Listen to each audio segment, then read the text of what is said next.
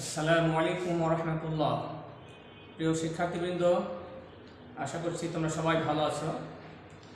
আজকের অনলাইন ক্লাসে তোমাদের সবাইকে স্বাগতম জানাচ্ছি। আমরা আজকে ষষ্ঠ শ্রেণীর বাংলাদেশ ও বিশ্ব পরিচয় এই বিষয়ে ক্লাস আলোচনা করব। তো তোমরা আশা করছি সবাই মনোযোগের সাথে ক্লাসটি দেখবে, শ্রবণ করবে এবং তোমাদের পাঠ্য বইয়ের সাথে মিলিয়ে নিয়ে এই বিষয়গুলি সুন্দরভাবে বোঝার চেষ্টা করবে। আমার পরিচয় তো তোমরা যারা আমাদের ছাত্র জানো, তারপর বলছি আমি মোহাম্মদ জালাল উদ্দিন, সহকারী শিক্ষক, saint Philips school and college, Kosba, Dinajpur. আজকের পাঠ পরিচিতি দেখানো বাংলাদেশ ও বিশ্ব পরিচয় বিষয়ে অধ্যায় 1 থেকে পাঠদান করা হবে। পাঠ হবে 6 এবং 7, অর্থাৎ ষষ্ঠ এবং সপ্তম পাঠ থেকে আলোচনা করা হবে। আমরা আলোচনার শুরুতে কয়েকটি ছবি তোমাদেরকে দেখাবো। এই ছবিগুলি একটু দেখে ধারণা নাও আজকের পাঠ সম্পর্কে।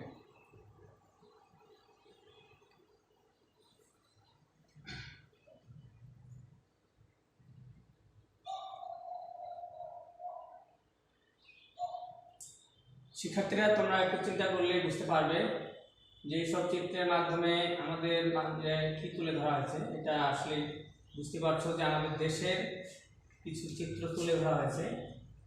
তাহলে আজকের পাঠ কি হতে পারে? আজকের পাঠ হচ্ছে প্রাচীন বাংলাদেশের গৌরব, সমাজ, অর্থনীতি, ধর্ম এবং রাজনীতি। এই বেশ কয়েকটি বিষয় আছে, এগুলির উপরে সংক্ষেপে আলোচনা হবে। শিখন ফল দেখানো বাংলাদেশের রাজনৈতিক ইতিহাসের যুগ বিভাজন করতে পারবে। প্রাচীন বাংলাদেশের আর্থসামাজিক, সাংস্কৃতিক, রাজনৈতিক ও ধর্মীয় জীবন বর্ণনা করতে পারবে। তো আমরা বাংলাদেশের যেসব গৌরবের বিষয় এগুলি নিয়ে প্রথমে আলোচনা করছি। দেখতে পাচ্ছ তোমরা যে প্রথম যে বিষয়টা আছে সেটা হলো কৃষি। অবশ্যই আমাদের দেশের প্রেক্ষাপটে কৃষি বিষয়টা অত্যন্ত উল্লেখযোগ্য একটি গুরুত্বপূর্ণ বিষয়। এই কৃষি সেক্টর বাংলাদেশের অর্থনীতিতে কী ধরনের অবদান রাখে এই সম্পর্কে আমরা জানব। প্রথমে যারা তোমরা শহরে বসবাস করো তারা হয়তো কৃষিকাজ সম্পর্কে ভালো ধারণা রাখো না। এই যে দেখে নাও কৃষিকাজটা আসলে কী ধরনের, অনেক মাথার ঘাম পায়ে ফেলে আমাদের কৃষক ভাইয়েরা এই কৃষিকাজ করে থাকেন। দেখতে পাচ্ছ তোমরা তাদের এই কায়িক পরিশ্রমের কিছু চিত্র এখানে আছে। আচ্ছা, এই জিনিসটা দেখে নাও। প্রাচীন যুগে বাংলাদেশের অর্থনীতি ছিল কৃষি নির্ভর। এর সময় কৃষিতে উদ্বৃত্ত ছিল, ধান ছিল প্রধান ফসল, প্রচুর আখ উৎপাদন হতো। আখ থেকে উৎপাদিত গুড় ও চিনির খ্যাতি ছিল। এই গুড় ও চিনি বিদেশে রপ্তানি হতো। তুলা, সরিষা ও পান চাষের জন্য বাংলাদেশের খ্যাতি ছিল। নারিকেল, সুপারি, আম, কাঁঠাল, কলা, ডুমুর প্রভৃতি ফলের কথাও জানা যায়। তাহলে কৃষির উপর তোমরা ধারণা পেলে। এরপরে আমরা চলে যাচ্ছি কুটির শিল্প। এই কুটির শিল্প এটা আমাদের বাংলাদেশের অর্থনীতিতে গুরুত্বপূর্ণ অবদান রেখেছে। প্রাচীন থেকে বাংলাদেশের তাঁতিরা মিহি, সুতি ও রেশমি কাপড় বুনতে পারদর্শী ছিল। আমরা জানি বাংলাদেশের মসলিন কাপড় পৃথিবী বিখ্যাত ছিল। এই মসলিন তখনও রপ্তানি হতো। এছাড়াও তখন উন্নত মানের মৃৎপাত্র, ধাতব পাত্র ও অলংকার নির্মাণ হতো। পোড়ামাটি, ধাতব ও পাথরের ভাস্কর্য ও মূর্তি ছিল প্রশংসনীয় শিল্প। ছাপাঙ্কিত রৌপ্য মুদ্রা, স্বল্প মূল্যবান পাথর ও কাঁচের পুঁতিও তৈরি হতো। এগুলি হচ্ছে কুটির শিল্পের কাজ। এরপরে আমরা চলে যাচ্ছি ব্যবসা বাণিজ্য। এই ব্যবসা সম্পর্কে তোমরা সবাই কম বেশি পরিচিত আছো। এটা আমাদের দেশের অর্থনীতিতে তথা বিশ্ব অর্থনীতিতে বিশেষ অবদান রেখেছে। আমাদের দেশের প্রাচীন যুগ থেকে ব্যবসার যে অবস্থা এটা আমরা এখানে বুঝতে পারবো। নদীর তীরে তীরে গড়ে উঠেছিল হাট বাজার ও গঞ্জ। আসলে এখনো প্রায় নগর সভ্যতার যত উদাহরণ আমরা দেখছি, জেলা শহর বিশেষত, এগুলি প্রায় তাই হচ্ছে কি নদীর তীরে অবস্থিত, যেমন আমাদের দিনাজপুর শহর পুনর্বার নদীর তীরে অবস্থিত। হ্যাঁ, এভাবে প্রায় শহরে দেখবে যে নদীর তীরে এগুলি গড়ে উঠেছে। তো এটার একটা তাত্ত্বিক আছে, কারণ আছে। কারণ আগে তোমরা জানো যে যোগাযোগ ব্যবস্থা ছিল নদীপথ নির্ভর, নদীপথে মালামাল যাতায়াত করতো, সেখান দিয়ে হয়তো এই নদীর পাশেই এই বিশাল বিশাল হাট বাজার, গ্রামগঞ্জ, শহরগঞ্জ এগুলি গড়ে উঠেছে আর কি। যাই হোক, ব্যবসা বাণিজ্য নদীপথেই হতো বেশি। উয়ারি, বটেশ্বর ও পুণ্ড্রনগর মহাস্থানগড় যেটাকে বলা হয়, সেটাই ছিল সমৃদ্ধ নদী বন্দর সেকালে আর কি। ভারতবর্ষের বিভিন্ন বন্দর ছাড়াও দক্ষিণ পূর্ব এশিয়া ও ভূমধ্য সাগর অঞ্চল যেহেতু তৎকালীন বাংলাদেশের পণ্য, এই বাংলাদেশের মালামাল এগুলি এশিয়া মহাদেশের বিভিন্ন অঞ্চলে আগেও যেত নদীপথে, এখনো যায়, হয়তো ভবিষ্যতেও যাবে। অষ্টম শতকে চট্টগ্রাম সমুদ্র বন্দরের মাধ্যমে এই দেশের পণ্য আরবে যেত। সুদূর আরবে, যেখানে আমরা হজ করতে যাই মক্কা মদিনায়, সেই আরব দেশেও আমাদের দেশের মালামাল আগে থেকেই যেত। এতে বোঝা যাচ্ছে বাংলাদেশ ব্যবসা বাণিজ্য আগে থেকেই সমৃদ্ধ। ধর্মমত ও সম্প্রদায়, এই প্রাচীন যুগ থেকে আমাদের দেশের কি ধরনের ধর্মমত মানুষ বিশ্বাসী ছিল, কি কি সম্প্রদায় বসবাস করতো, এখনকার বিষয়ে আমরা সেটা জানবো। অনুমিত হয় প্রস্তর যুগে বাংলাদেশের মানুষ পৃথিবীর অন্যান্য অঞ্চলের মতো পাহাড় পর্বত, নদ নদী, চন্দ্র সূর্য প্রভৃতির পূজা করত। শিক্ষার্থী বন্ধুরা, এই পূজা কাজ এখন যেমন আমরা দেখি হিন্দু ধর্মের ভাইরা করে থাকেন, এই পূজা অর্চনা এটা বাংলাদেশের প্রাচীন ঐতিহ্য, এটা আগে থেকে চলে আসতেছে। আর ঐতিহাসিক যুগে ভারত উপমহাদেশের মতো বাংলাদেশে ব্রাহ্মণ্য ধর্ম ও আজীবন সম্প্রদায়ের প্রাধান্য ছিল। প্রাচীন বাংলাদেশে জৈন ধর্ম প্রচলিত ছিল, তবে দীর্ঘ সময়ের শাসকদের পৃষ্ঠপোষকতায় বৌদ্ধ ধর্ম প্রাধান্য লাভ করে। পাল সম্রাটগণ ছিল বৌদ্ধ, কিন্তু প্রজাদের অধিকাংশ ছিল ব্রাহ্মণ্য ধর্মমতের। সম্রাট ধর্মপাল ধর্মীয় সম্প্রীতির নীতি গ্রহণ করেছিলেন। রাজকীয় উচ্চ পদসমূহে অধিষ্ঠিত দেখা যায় ব্রাহ্মণদের। ধর্মপালের প্রধানমন্ত্রী ছিলেন একজন ব্রাহ্মণ এবং তার পরিবার 3 পুরুষ ধরে প্রশাসনের সঙ্গে জড়িত ছিল।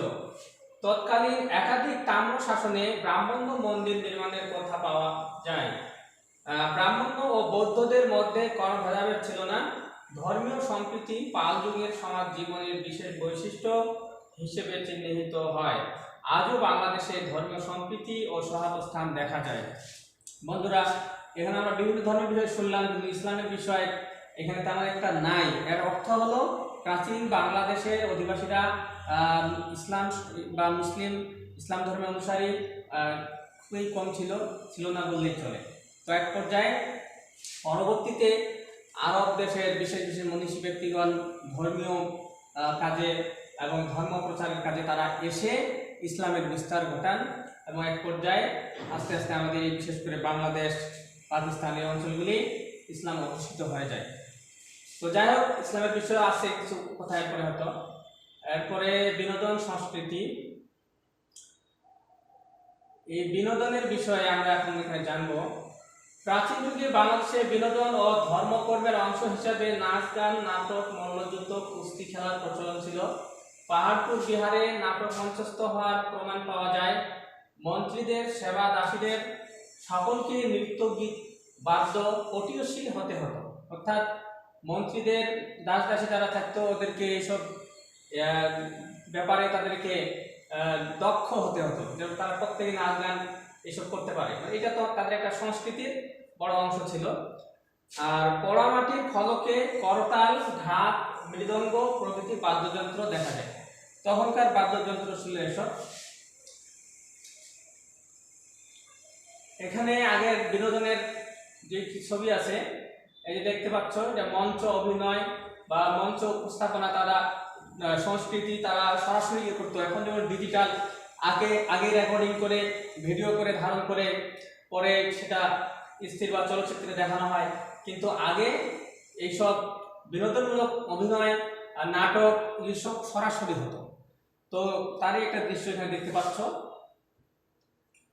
এছাড়া তখনকার জীবনে মানুষের জীবনযাত্রাটা কেমন ছিল এটা তোমরা একটু চিত্রগুলি দেখলে বুঝতে পারবে। এই ধরনের অবস্থা ছিল তখনকার আমাদের এই বাংলাদেশের। স্থাপত্য, এই স্থাপত্য শিল্প এটা একটা গুরুত্বপূর্ণ শিল্প, এটাও আগে থেকে রয়েছে। ওয়ারী বটেশ্বর ও কুণ্ডনগরে নির্মিত স্থাপত্য আবিষ্কার হয়েছে। বাংলাদেশে স্থাপত্য শিল্পে উৎকর্ষ অর্জন করে পাল শাসনামলে। এটা তোমাদের প্রশ্নের মধ্যে আসতে পারে যে বাংলাদেশে স্থাপত্য শিল্পে উৎকর্ষ সাধন করে কোন শাসনামলে? এই যে পাল শাসনামলে, তুমি আন্ডারলাইন করে রাখতে পারো। কথিত আছে সম্রাট ধর্মপাল একাই 50টি বৌদ্ধ বিহার নির্মাণ করেন। অষ্টম নবম শতকে নির্মিত স্থাপত্য কীর্তি নওগাঁ জেলার পাহাড়পুর বৌদ্ধবিহার, যেখানে এখনো অনেকেই পিকনিক বা বনভোজনে যায়। এই পাহাড়পুর বৌদ্ধবিহার হচ্ছে পৃথিবীর বৃহত্তম বৌদ্ধবিহার। সোমপুর মহাবিহার এটাও বলা হয়। ইউনেস্কো ঘোষিত বিশ্ব ঐতিহ্য তালিকায় এটা স্থান করে দিয়েছে। বিশেষজ্ঞদের মতে পরবর্তীতে ইন্দোনেশিয়া ও মিয়ানমারের সোমপুর মহাবিহার এর পরিকল্পনা অনুকরণ করে স্থাপত্য নির্মাণ করা হয়েছে। ময়নামতির শালবন বিহার এবং সম্প্রতি আবিষ্কৃত বিক্রমপুরের স্থাপত্য সমূহ বাংলাদেশের স্থাপত্য শিল্পের ইতিহাসে গুরুত্বপূর্ণ সংযোজন। ভাস্কর্য ও মূর্তি শিল্প, এই ভাস্কর্য আমরা বাংলাদেশের বিভিন্ন জায়গায় দেখি, এটাও কিন্তু একটা প্রাচীন ঐতিহ্য।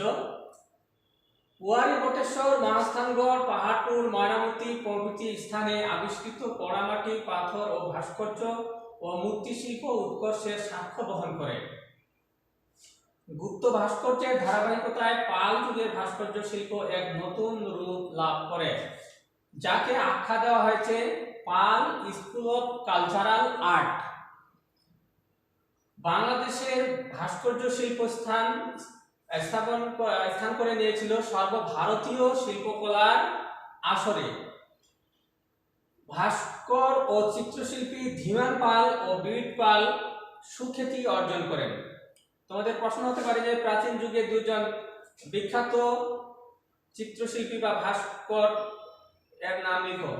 এই দুটি নাম মনে রাখবে, ধীমান পাল ও বীর পাল। সেন যুগের শ্রেষ্ঠ শিল্পী ছিলেন শূলপাণি। এটা একটা প্রশ্নের জায়গা। সেন যুগের শ্রেষ্ঠ শিল্পী কে ছিলেন? এটা মনে রাখবে, শূলপাণি। চিত্রশিল্প, বৌদ্ধদের বৌদ্ধ ধর্মের পাণ্ডুলিপিতে বৌদ্ধ দেবদেবীর রূপচিত্রের মাধ্যমে প্রকাশ করা হতো। এখন পর্যন্ত দশম থেকে দ্বাদশ শতকের 24টি চিত্রিত বৌদ্ধ পাণ্ডুলিপি পাওয়া যায়। প্রজ্ঞা পারমিতা, অষ্টসহস্রিকা প্রভৃতি পাণ্ডুলিপির চিত্রগুলো গুণগত মানের চিত্রশিল্পের উৎকর্ষের কথাই প্রমাণ করে। পরবর্তীকালে চতুর্দশ শতকের চিত্রকলায় পাল যুগের চিত্রশিল্পের প্রভাব লক্ষ্য করা যায়। সম্প্রতি 2500 বছরের প্রাচীন ওয়ারী বটেশ্বরে আবিষ্কৃত মৃৎপাত্র, মূল্যবান পাথরের পুঁতি ও কাঁচের পুঁতিতে চিত্রশিল্পের ব্যবহার দেখা গেছে। মৃৎপাত্র মানে মাটির পাত্র। এই মাটির পাত্রের ব্যবহার এখনো অল্প বিস্তর আছে, কিন্তু এটা একটা প্রাচীন মৃৎশিল্প বা চিত্রশিল্পের একটা অংশ।